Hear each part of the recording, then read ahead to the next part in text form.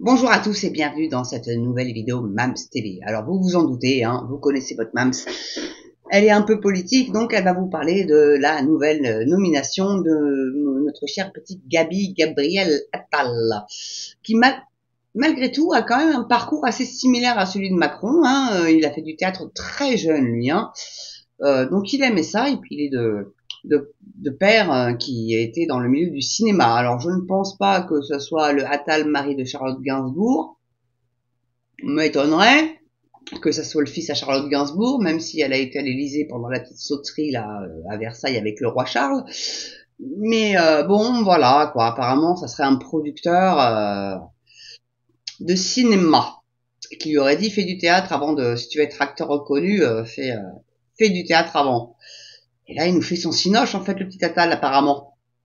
Ça va être du Macron puissance 1000 en fait. Donc, parce que rappelez-vous quand même qu'il avait dit que si l'hôpital va mal, c'est parce que il y a autant de non vaccinés. C'est pas mot pour mot, mais c'était la théorie du truc quand il était porte-parole du gouvernement sous Castex pendant le Covid. Rappelez-vous bien de ça. Il est macronard à fond, il est lobby à fond, ce môme. Moi, je l'appelle un môme, hein. Il pourrait pas être mon fils parce que moi, vraiment là, pour le coup, j'aurais été fille-mère. Mais bon, voilà, le petit Gabi propulsé au poste de Premier ministre. Donc Macron était le plus jeune président de la République, et ben maintenant on a le plus jeune Premier ministre de la République. Il bat des records Macron, hein. Pas forcément dans le bon sens, mais bon, il se dit au moins j'aurai ces records-là et ça restera dans l'histoire. Parce qu'il veut être gravé dans l'histoire, Macron. Ça, dites-vous-le bien. C'est son but. Il veut rester dans l'histoire. Que ça soit positif ou négatif, il s'en fout. Il va être dans le livre d'histoire. C'est comme ça. Donc, Gabriel Attal, premier... Alors, pardon, excusez-moi, je manque à tous mes devoirs. C'est un article donc du HuffPost qui a été donc publié aujourd'hui, le 9 janvier, vous vous en doutez bien, à 12h42. Donc c'est des rapides quand même. Donc Gabriel Attal, Premier ministre, c'est 3 défis qui l'attendent à la tête du gouvernement. Moi, c'est pas les 3 défis que je lui aurais mis personnellement, mais bon, on est en Macronie ou en macronistan, choisissez le terme. Hein. Donc les JO 2024. Ouais, j'en ai déjà parlé de ça dans plusieurs vidéos. L'inscription de l'IVG dans la Constitution. Et puis la nécessité de ressouder la majorité. Il n'y a pas autre chose quand même à foutre que ces 3 thèmes-là, sérieux. L'immigration par exemple, l'hôpital, la santé, l'éducation, il a lâché là maintenant. Alors qui va prendre sa place? Moi je mettrais mon petit billet sur borne. De toute façon ça va être repantouflée celle-là. Alors il y a des noms qui circulent, mais les journalistes ils voient pas Borne. Moi je la vois bien. Là où alors elle peut être pantouflée dans un ministère. Elle veut pas lâcher Matignon. Je pense qu'elle va rester au gouvernement Borne. Elle a accepté de démissionner parce qu'elle a déposé sa démission parce que Macron lui a dit écoute ma petite fille t'es bien mignonne mais bon là il faut du sang neuf les Français tu comprends bien qu'ils en ont un peu marre de voir ta trogne mamie vapote hein. On va te foutre ailleurs. Et est-ce que c'est peut-être à l'éducation ou peut-être à l'écologie ou je sais pas où elle peut être mise celle-là à l'intérieur, pas à la justice. À Dupond-Moretti, il s'approche, quoique peut-être, pourquoi pas, je sais pas. Mais en tout cas, je pense qu'elle restera au gouvernement. Ou alors pantoufler à EDF ou Engie ou je ne sais où. Un truc important en tous les cas. Mais alors je sais plus parce elle vient, vous savez, ces corps. Vous savez le corps de l'ENA, des ponts, des docs. Et est-ce qu'elle viendrait pas des ponts, des docks, elle? Je sais plus de quel corps elle vient. Donc peut-être qu'elle va être mise sur les autoroutes, parce que par des ponts c'est un peu ça, ou les docks, peut-être qu'elle va se voir livrer un poste important sur une entreprise maritime au Havre, peut-être, ou à Marseille. Allez voir. Mais elle va être pantouflée, ça rassurez-vous bien. Donc sa médiocrité va aller agir ailleurs. C'est le monde Macron. C'est le macronistan. Oh. Donc, c'est un article qui a été produit donc par Romain Herreros. Je pense que c'est un espagnol. Olé. Donc, Politique. Une consécration à 34 ans. Gabriel Attal est nommé Premier ministre ce mardi 9 janvier. Il devient le plus jeune à occuper ce poste, dépassant le record de Laurent Fabius, qui, lui, était devenu chef du gouvernement à l'âge de 37 ans en 84. Bon, c'est le temps qu'il a duré, Fabius, hein. Donc, est-ce que c'est pas un petit fusible pour juste les européennes? Question se pose. Admettez quand même que la question se pose. Donc, Gabriel Attal n'était pas né. Ah ben non, c'est un gamin. Une promotion express pour l'ex-ministre de l'Éducation nationale qui vient couronner des années de bons et loyaux services auprès d'Emmanuel Macron. Pour autant, ce qui apparaît comme un triomphe pourrait tourner au sacerdoce. C'est ce que je vous disais. Elisabeth Borne peut en témoigner. Naviguer l'exécutif partant de majorité relative n'est pas une mince affaire. Bah non, tu vas à coup de 49-3, c'est plutôt fastoche, moi je trouve. Comme on disait de mon temps, fastoche, fastidinoche. Hein. Donc c'est plutôt fastoche, faut arrêter là. Hein. Le sacerdoce, mon cul, ouais. C'est du poulet. Donc bon, petite incise vulgaire, je l'admets bien. Désolé. Des fois. Hein. D'autant que le camp présidentiel est sorti très affaibli de la séquence immigration après l'adoption d'un texte avalisant certains principes chers au RN. Il faut savoir qu'avec ce texte-là, le Conseil constitue va remettre comme Macron le voulait, en fait. Et c'est pour ça qu'il a été déposé la loi au Conseil constitue, comme le LFI qui contestait. Vous voyez, ça fait pareil. Donc c'est pour que, même Fabius l'a recadré. Alors j'étais très étonnée. Il l'a recadré, il a dit, c'était pas une chambre, comment il a dit ça exactement? Enfin, je sais plus, enfin bon, il a dit, on n'est pas là pour te faire passer tes lois pour que tu puisses enlever des articles et des articles, on n'est pas là pour ça, enfin un truc dans l'esprit, vous voyez. Je sais plus les termes exacts, désolé, hein, mais voilà, quoi, donc si c'est des articles du RN ou des LR de la droite dure, ça passera pas. Vous savez que Macron est à gauche, hein, c'est pas un secret. Donc, devenir chef de la majorité. Là résidera le premier défi pour le nouveau chef du gouvernement.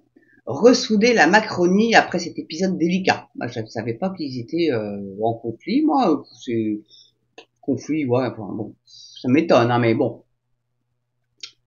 C'est léger, hein. Bon. Donc un exercice d'autant plus difficile que le camp présidentiel n'est pas un ensemble homogène, composé de diverses chapelles, allant des philippistes du parti Horizon au modem de François Bayrou, en passant par une aile gauche contrariée par les semaines écoulées. Le tout réuni autour de Renaissance, navire amiral du macronisme, et dont les représentants sont les plus nombreux et les plus fidèles au chef de l'État. Alors vous avez remarqué, avant c'était En Marche. Et maintenant, c'est Renaissance, Modem, Horizon, y a quoi d'autre, je sais plus. Enfin, en tout cas, on retrouve quasiment les lettres de la REM. Donc, c'était pas la République En Marche, hein, c'était la République Macron. En fait, pour ceux qui sont un petit peu complotistes comme moi. Et un peu avec du bon sens. C'est un peu ça, quand même. Et donc là, maintenant, il appelle ça Renaissance. Non. Rappelez-vous de la période de Renaissance où ça remonte. Ça remonte pas au roi, tout ça? Il se veut plus royaliste que le roi. Il agit comme un petit monarque. Donc forcément, il a appelé son parti Renaissance. Logique. Donc à la tête du gouvernement, d'un gouvernement qui devra respecter, ses équilibres fragiles. Gabriel Attal aura donc la tâche d'embarquer tout ce petit monde dans le même bateau. Bon courage, Gabi. Vraiment. Alors même que son ascension a de quoi nourrir des rancœurs. Alors, c'est vrai que Darmanin, à mon avis, il est la mauvaise. Alors, Le Maire, c'était son ministre de tutelle quand Attal était au budget. À mon avis, Le Maire, il a, mais alors très mauvaise. Mais ça doit être son bouquin porno qu'il a foutu dedans. Et puis alors, Darmanin, c'est sa loi immigration qui est flinguée, quoi. Bon, il a voulu faire bien, dommage. Macron a dit, non, on va leur faire croire aux Français qu'on veut vraiment réduire l'immigration, mais en fait, on fera comme on voudra. On va régulariser à fond la caisse et puis on va laisser rentrer. Parce que Von der Leyen a dit. Et Biden a dit. Vous comprenez un peu? Bon. Pour faire ma mauvaise langue, mais on est quand même pas des jambons de Bayonne, vous et moi. On a bien compris le truc. Donc, où est-ce que j'en étais ici, moi? Parce que là, du coup, je parle, je fais des, bon. Ouais. Alors, donc j'ai des doutes sur sa capacité à avoir de l'autorité sur certains ministres et administrations. Donc c'est ce que je disais, Darmanin et le maire surtout à mon avis. Enfin, le maire s'il le dégage pas, il est Premier ministre, maintenant il le dégage. Hein. S'il est pas trop con, il le dégage le maire. Alléluia, j'ai envie de te dire. Alors qui va mettre à la place? Un Toiti peut-être, pourquoi pas, il y en a des économistes. Bon, ne voudra pas sous Macron, ça c'est une certitude, mais ça je l'ai déjà dit dans une précédente vidéo, mais bon, pourquoi pas Toiti? Il est un peu médiatisé, il est maghrébin, enfin ou corse, je sais pas, enfin en tout cas il est bronzé, ça peut faire de la diversité, why not? Why not? Donc, après avoir, hein. Bon. Donc, soupçonne donc auprès du poste un marcheur historique qui était davantage emballé par l'option Julien de Normandie. Ah bah ça doit être Bayrou, le petit Bayrou, qui lui s'est vu remercier au bout d'une semaine sur le premier quinquennat Macron, rappelez-vous. s'est fait vite dégager celui-là, hein. Bon, mais c'est lui qui l'a aidé à aller au pouvoir. Donc comme quoi Macron est vraiment reconnaissant envers ses ministres. Hein. Ça en dit long sur le personnage quand même. Hein. Alors ménager à la fois les égos froissés et les sensibilités politiques de chacun, tout en dépassant le seul camp macroniste pour aller chercher des majorités de projets. Pour faire passer des textes à l'Assemblée, voilà le premier chantier qui attend Gabriel Attal. Donc est-ce que ça sera Monsieur 49.3 lui aussi, comme Madame Borne était Madame 49.3, puis en plus elle était mamie vapote. On lui vapote pas déjà, au moins. Donc être à la hauteur de l'année 2024. Cette année n'est pas une année comme les autres pour l'exécutif qui joue gros sur deux dossiers. Le premier, les élections européennes du mois de juin. Objectif pour le Premier ministre, donner le change face au Rassemblement national qui caracole en tête des sondages en incarnant le nouveau souffle que le chef de l'État entend donner sur son quinquennat par sa nomination. En d'autres termes, aller au combat afin de rattraper le retard. Autre dossier pour lequel l'action de l'exécutif sera particulièrement scrutée, les Jeux Olympiques 2024 qui se tiendront en France le 26 juillet, du 26 juillet au 11 août. Pas autre chose à foutre que les JO, honnêtement. Alors oui, c'est un gros chantier, hein. Puis alors surtout que piscine olympique a été construite 170 millions d'euros alors que ça devait en coûter que 80 ou 90 millions. Et le comité olympique a dit, ah bah non, pas assez de place assise. Donc va falloir aller en reconstruire une autre sur un terrain de rugby. Ah ouais, vous avez bien entendu. Donc une piscine qui a coûté une blinde aux contribuables, bah non, elle va pas être utilisée pour les JO finalement parce que pas assez de place. Va falloir aller en reconstruire une autre. Ça sera jamais prêt pour les JO. Jamais. Et vous saviez aussi, je l'ai dit ça sur une vidéo aussi, sur les JO justement, allez la voir, je vous la conseille réellement. Il paraît qu'ils font bosser des SDF. Ouais. Ils font bosser des SDF parce qu'ils ont plus un radis, donc de la main d'œuvre gratos, hein, ou alors à très bas coût. C'est encore mieux que les migrants. Maintenant, il faut bosser les SDF. Mais les migrants venez plus, on fait bosser nos SDF. C'est plus la peine de venir, hein, vous aurez plus de boulot, hein, les gars. Donc, un véritable défi logistique, d'autant que le fiasco de l'organisation de la finale de la Ligue des Champions 2022 au Stade de France est encore dans toutes les têtes. Ah bah oui, hein, c'était la faute des Anglais, pas des racailles de banlieue, non. Un dossier très politique qui donne lieu à des passes d'armes régulières entre la mairie de Paris et le gouvernement. C'est vrai qu'elle soit sous tutelle, la mairie de Paris, honnêtement, hein, bon. Donc notamment sur la question des transports en commun, sécurité des spectateurs, cérémonie d'ouverture dont le sort n'est pas encore scellé, accès au logement, autant de sujets sur lesquels le gouvernement dirigé par Gabriel Attal devra être au rendez-vous. Et mettre en œuvre les promesses d'Emmanuel Macron. Non, si tu pouvais ne pas les mettre en œuvre, ça serait bien. On apprécierait. Mais bon. 2 réformes sociétales de taille ont été annoncées par le chef de l'État pour cette année. La première concerne le sujet ultra sensible de la fin de vie, qui devrait être scindé en 2 textes distincts, un sur les soins palliatifs et l'autre sur la fin de vie. C'est encore en même temps macroniste, hein, c'est dingue. C'est comme l'avortement en fait. Voilà. C'est fin de vie pour le fœtus ou pour le vieux. Allez choisir, ou le malade. C'est un peu le même truc, c'est le même projet, c'est son projet. Donc, un projet qui devrait être présenté au Parlement dès le mois de février, après plusieurs reports décidés par l'exécutif en raison du caractère éruptif du sujet.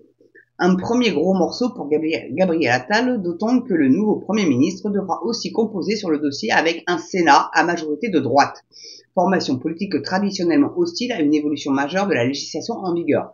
Mais puisque c'est l'Assemblée qui a le dernier mot, de toute façon, et Macron qui a le dernier mot, le Sénat, à la limite, c'est juste une chambre d'enregistrement.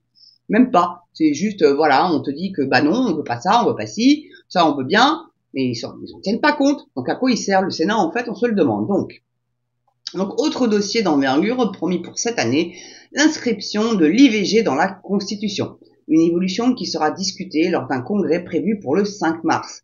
Pour aboutir, cette réforme constitutionnelle doit obtenir un vote à la majorité des 3/5 des parlementaires réunis, à condition que l'Assemblée et le Sénat aient au préalable adopté le texte dans une rédaction identique.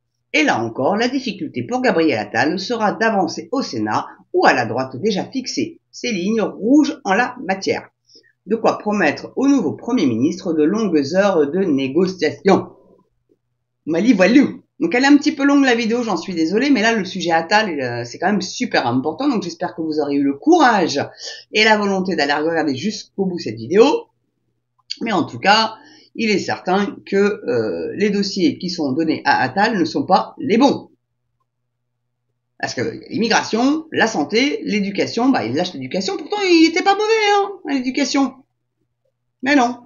Donc il cumulera pas les deux mandats, apparemment. Ce qui est pas plus mal, parce que ça lui aurait fait trop de boulot de toute façon, mon garçon, hein, 34 piges, peut pas tout faire non plus. Sucer des queues et puis s'occuper de l'éducation. Ah bah non, on peut pas tout faire. Donc, ça c'est petite parenthèse un petit peu porno, je suis désolé, mais enfin bon, c'est connu que c'est un homo hein, quand même Attal. Hein. Je lance une pierre dans la mare sans en lancer une. Hein. Bon, c'est de notoriété publique. Mais les dossiers, les JO, qu'est-ce qu'on s'en branle? Aucun Français n'y croit en ces JO. Il n'y en a pas un qui va y aller. De toute façon, c'est hyper cher. Et comme Macron a réussi à paupériser quand même beaucoup de Français, bah c'est quoi? C'est les richoux qui vont y aller. Bah écoutez, allez kiffer. Ouais, pour montrer sur les grands écrans que les Français kiffent les JO, mais il faudra savoir à l'étranger que c'est les pauvres qui seront dehors et les riches qui seront dans les stades. Voilà. Et puis bah même en plus avec leur réglementation là, pourra pas même venir chez un pote. Ah bah non, vous avez pas le pass là, ça va pas, vous pouvez pas rentrer. Mais je vais voir un ami pour aller voir les JO. Ah oui, mais non, mais vous avez pas le pass. Fuck off. Hein, je le dis en anglais, comme ça les algorithmes le comprendront peut-être pas quand YouTube est anglais, mais là c'est YouTube France. Donc, voilà. Ah bon. J'espère que vous aurez apprécié cette vidéo. Je vous dis à très bientôt. Bien évidemment, n'oubliez surtout pas le pouce. Vous savez que ça aide vachement la chaîne. L'abonnement, ceux qui regardent mes vidéos qui sont pas abonnés, s'il vous plaît, faites-le. Ça aide vraiment beaucoup les algorithmes et puis le référencement surtout. Le petit commentaire aussi, ça aide pas mal. Et puis moi, j'aime bien discuter avec vous et tout. Et puis, partagez sur vos réseaux sociaux. Hein, si vous avez aimé cette vidéo, ça fait toujours plaisir. Voilà. J'espère que vous vous portez bien. Surtout, prenez soin de vous. Et moi, je vous dis à très bientôt pour une prochaine vidéo sur MamsTV.